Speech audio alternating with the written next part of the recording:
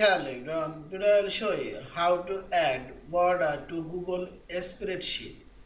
Open your Google Spreadsheet. Now I'll add border this spreadsheet. Now click this blank space and select whole spreadsheet or click on this any cell and press Ctrl A from your keyboard. Select whole sheet or click this blank space.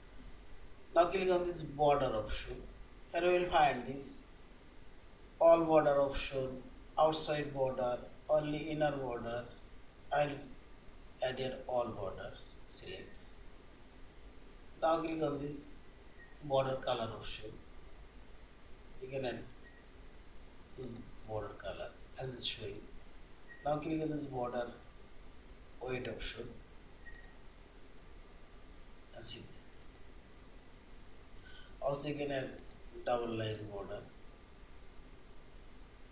You can change this border style. This is inner border. And see this. Again click here. And I will change this border color again. This one. And see this. Yeah, this is. Thank you for watching. Please subscribe, like, share and comments.